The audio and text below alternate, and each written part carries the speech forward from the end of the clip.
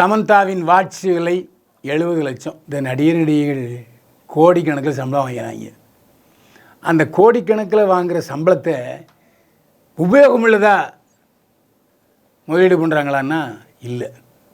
தங்களுடைய ஆடம்பர வாழ்க்கைக்கு ஜபர்தஸ்தை காட்டுவது என்பதற்காக சில விஷயங்கள் பண்ணுறாங்க. அது நல்லதில்லை. சமீபத்தில் சமந்தா 70 லட்சம் ரூபா மதிப்புள்ள வாட்சை கையில் கட்டியிருக்காரு. அவர் ஒரு படத்தை வெளியிட்டிருந்தார். வெள்ளை நிற ஆடை அணிந்து ஒரு படத்தை வெளியிட்டிருந்தார். அதில் இப்படி காமிக்கும்போது கை வாட்சி தெரிஞ்சுது. ஸ்பர்னிகா அப்படிங்கிற பிராண்டு வாட்சி. அதோட விலை 70 லட்சம் ரூபா.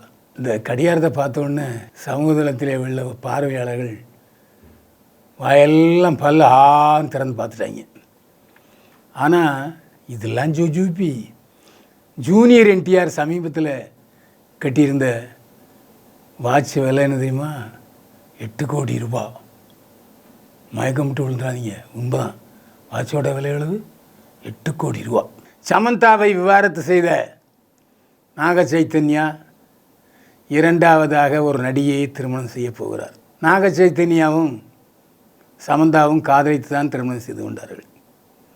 ஆனால் குடும்பத்தில் ஏற்பட்ட கருத்து வேறுபாடு காரணமாக சமந்தா நாக சைத்தன்யாவை விவாகரத்து செய்தார். நீண்ட இடைவெளிக்கு பிறகு நாக சைத்தன்யாவுக்கு மறுமணம் செய்து கொள்ள வேண்டும் என்ற எண்ணம் ஏற்பட்டிருக்கிறது. சோபிதா தூலிபாலா என்ற நடிகையை இப்போது காதலித்து கொண்டிருக்கிறார் நாக சைத்தன்யா.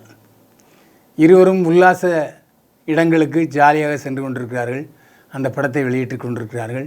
விழாக்களுக்கு சோபியா தூலிபாலாவும் நாக சைத்தன்யாவும் ஒன்றாக வருகிறார்கள். இருவரும் டேட்டிங் செய்து மட்டும் இல்லாமல் லிவிங் டுகெதர் வாழ்க்கை நடத்தி கொண்டிருக்கிறார்கள். விரைவில் சோபியா தூலிபாலா களத்தில் நாக சைத்தன்யா தாலி கட்டுவார். சோபியா தூலிபாலாவும் சாதாரணமான ஆள் அல்ல.